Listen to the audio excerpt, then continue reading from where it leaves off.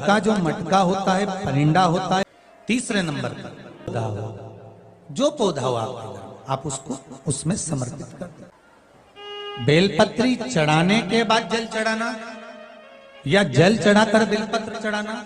एक पीले शिवलिंग का वर्णन आता है कि पीला जो शिवलिंग होता है रोग के निवारण के लिए, अच्छे कार्य के लिए आप एक लोटा पानी भगवान शंकर को अवश्य। क्या होता है? 3 दोष समाप्त होते हैं एक लोटा पानी शिव जी को चढ़ाने से। 3 दोष। पहला पितृदोष, दूसरा वास्तु दोष और तीसरा कालसर्प दोष। जब हम घर में से जल लेकर जाते हैं तो हमारे घर का पानी जब जाता है तो घर का जो वास्तु केंद्र होता है वो रसोई घर होता है। रसोई घर में से जल ले जाकर शिव जी को चढ़ाते हैं तो उससे वास्तु दोष समाप्त होता है। दूसरे नंबर पर है पितृदोष। घर का जो मटका होता है, परिंडा होता है, हंडा होता है, वो पितरों का स्थान होता है। उस पितरों के स्थान पर जो जल भरा होता है उसमें से अगर भाग भगवान शिव को चढ़ाया जाए तो पितरों का देवता आर्यमा भगवान शंकर के कहने पर चलता है। इसलिए वो भाग जब शिव को प्राप्त होता है तो आर्यमा संतुष्ट होकर पितरों को भी फल प्रदान करता है। तीसरे नंबर पर कालसर्प दोष। भगवान शंकर को 1 लोटा पानी अगर चढ़ा रहे हो, भगवान शिव पर 1 लोटा पात्र जल का अगर चढ़ा रहे हो तो आपका कालसर्प दोष समाप्त। कालसर्प दोष होता कैसे? शंकर भगवान का चढ़ा हुआ जल तुलसी जी में चढ़ाने से पत्रिका में कालसर्प दोष हो जाता है।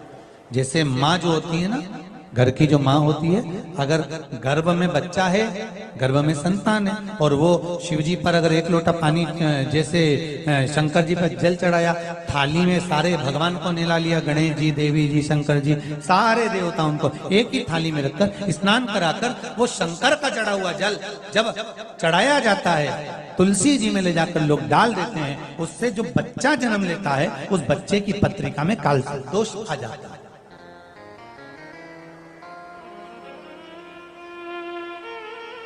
इसलिए शिव महापुराण की कथा कहती है सारे देवताओं को भले एक ही थाली में स्नान करा लो, एक ही पात्र में स्नान करा लो, पर देवाधिदेव महादेव को एक छोटे से पात्र में अलग से स्नान करा लेना चाहिए, अलग से।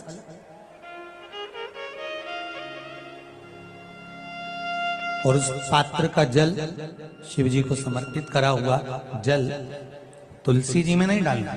तुम्हारे घर में जो पौधा हो, जो पौधा हो आप उसको उसमें समर्पित कर दो। जैसे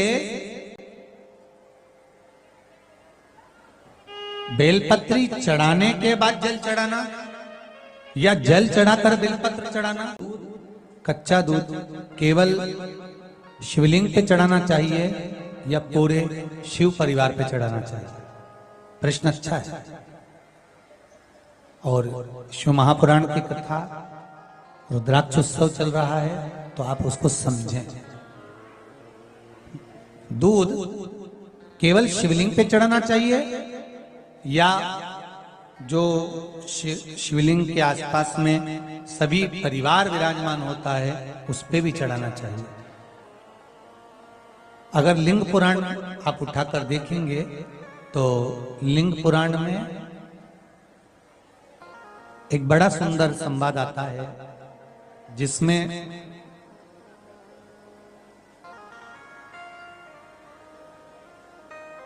पीले कलर के शिवलिंग का वर्णन आता है। सफेद, लाल, पीला और काला, ये शिवलिंग का आपको पहले वर्णन करा है। ब्राह्मण सफेद मट्टी का शिवलिंग बनाता है, वैश्य पीली मिट्टी का शिवलिंग बनाता है, क्षत्रिय लाल मिट्टी का शिवलिंग का निर्माण करता है, शूद्र काली मिट्टी का शिवलिंग का निर्माण करता है। काली मिट्टी के शिवलिंग का निर्माण करता है। ये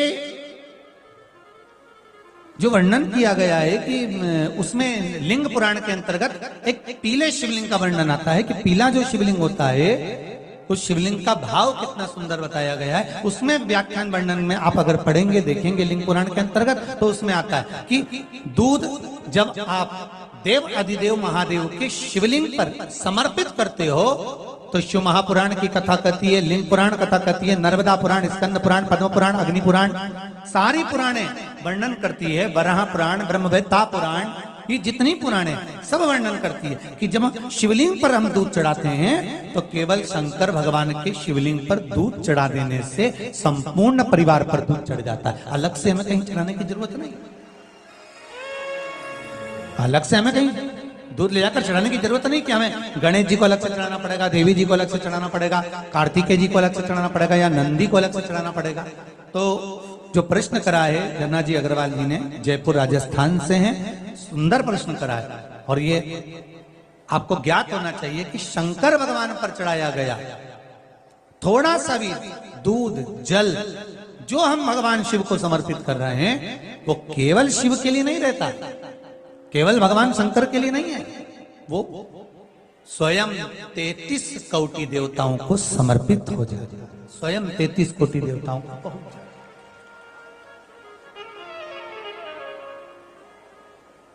अलग से देने की जरूरत नहीं होती।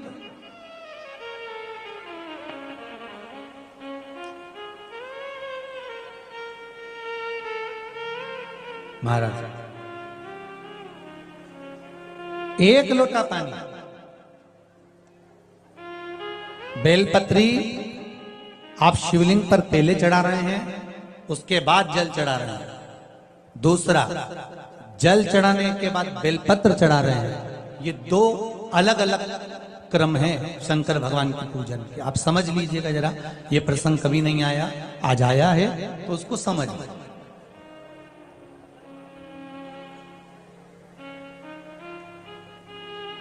पहले बेलपत्र, उसके बाद में जल जो चढ़ाया जाता है ये रोग मुक्ति के लिए चढ़ाया जाता है। काय के लिए चढ़ाते हैं अपन? रोग के निवारण के लिए, रोग मुक्ति के लिए। जैसे कोरोना महामारी के अंतर्गत अपन सबने स्मरण किया ऑनलाइन शिव महापुराण में कि एक वर्णन किया था कि अगर ज्यादा स्वास्थ्य गड़बड़ हो रहा है तो एक लोटा दूध था और एक लोटा पानी बेलपत्र रखकर फिर चढ़ाने का उस समय पर वर्णन किया था। आप लोगों ने, कई लोगों ने उसको किया भी और उसका लाभ आपको मिला भी। उसी तरह आप शिव मंदिर में जाकर दर्शन करेंगे तो दो चीजें अपने को दर्शन करने को मिलेगी। एक भक्त आता है शंकर जी के मंदिर में, लोग भाव से पहुंचते हैं तो पहले वो क्या करते हैं, पहले बेलपत्री चढ़ा देते हैं फिर जल चढ़ा देते हैं। और एक भक्त जो शिव मंदिर में पहुंचता है पहले जल चढ़ाता है फिर बेलपत्र चढ़ाता है। दोनों का अलग अलग क्रम है, दोनों का अलग अलग भाव वर्णन है। पहला, अगर बेलपत्र चढ़ाया है और उसके बाद अगर शंकर भगवान पे जल चढ़ा रहे हो तो ये रोग मुक्ति के लिए होता है। जैसे बड़े रोग किसी को हो जाए, रोग किसी को घेर ले तो वो बेलपत्री चढ़ाने के बाद फिर जल चढ़ाएगा तो उसको रोग थम जाएगा और फिर वो रोग आगे नहीं बढ़ेगा, आगे नहीं बढ़ेगा। रोगों को थामने के लिए बेलपत्री पहले फिर जल। और जब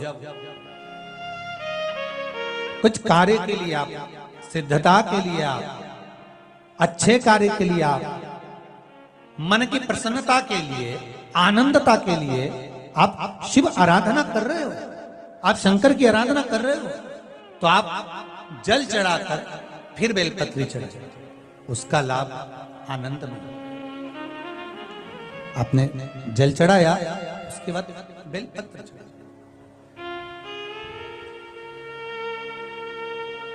बस एक बात का स्मरण आपको होना चाहिए शिव महापुराण का कि जब भी आप भगवान शंकर को बेलपत्र चढ़ाते हैं, बेलपत्र समर्पित करते हैं, बेलपत्र समर्पित करते समय प्रयास करा करें कि ये बेलपत्र को जब भी आप समर्पित करें, प्रयास करें कि बीच की जो पत्ती होती है बेलपत्र की, मध्य की जो पत्ती होती है, उसको अंगुष्ठ से पकड़ा जाए। उसके बाद में आप फिर बेलपत्री को शिव पर समर्पित करें, प्रयास करिए। बेलपत्र जो हम भगवान शंकर को समर्पित करते हैं, उसका मध्य जो भाग होता है, बेलपत्री का जो 3 देवताओं का मध्य जो भाग होता है, उसको पकड़कर बेलपत्री को शिव को समर्पित करना चाहिए। पूर्व की कथाओं में यह भी वर्णन किया है कि बेलपत्री की डंडी का मुख कहां होना चाहिए। पूर्व की कथाओं में यह भी बताया गया है कि बेलपत्री की तीनों डंडियों के बीच में, तीनों पत्तियों के बीच में जो खाली जगह होती है, डंडी होती है, उसका क्या महत्व है, ये पूर्व की कथा में पहले बता चुके। पर आज जो क्रम चल रहा है कथा का, उसमें अपन जो समझ रहे हैं वो ये होना चाहिए कि आप किस कामना से जल चढ़ा रहे हैं, आपके जल चढ़ाने का क्रम क्या है। अगर आप रोग मुक्ति के लिए चढ़ा रहे हैं तो पहले बेलपत्र चढ़ेगी, फिर जल चढ़ेगा। आप कार्य सिद्धि के लिए चढ़ा रहे हैं, पहले जल चढ़ेगा, फिर बेलपत्र चढ़ेगी। और यदि कोई विशेष कार्य है आपका, जो आपको भगवान शंकर से जाकर कहना है, कोई विशेष कार्य, जैसे ब्रह्मलोक में ब्रह्मा है, बैकुंठ में भगवान विष्णु है, पर संसार सागर में, ब्रह्मांड में, मृत्यु लोक में अगर कोई देव है तो वो देव अधिदेव महादेव, वो देव अधिदेव महादेव, दूसरा नहीं।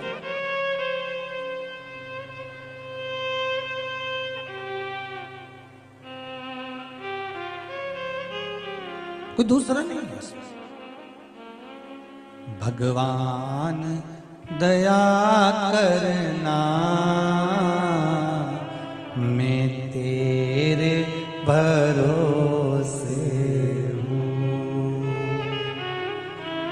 भोलेनाथ दया करना,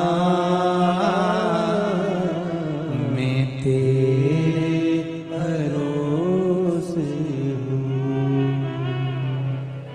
ना घर के भरोसे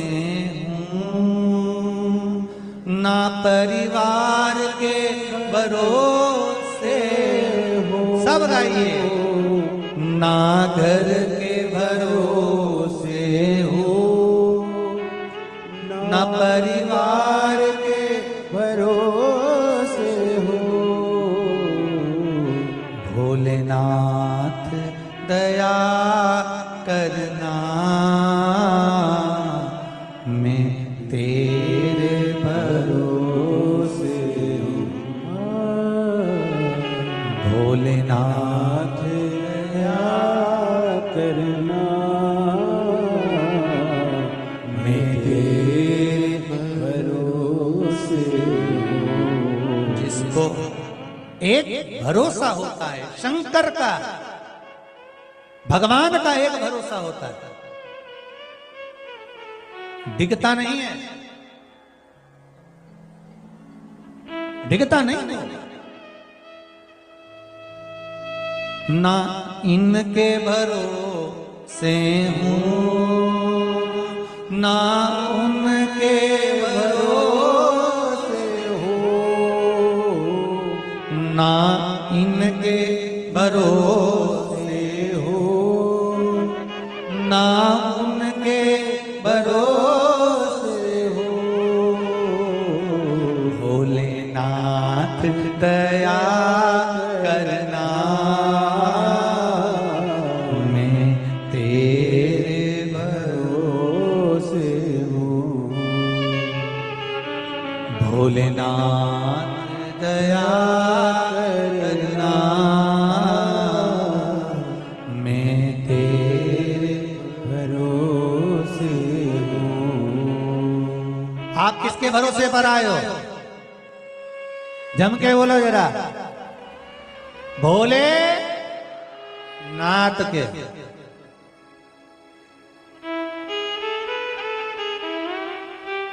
शिव के भरोसे से।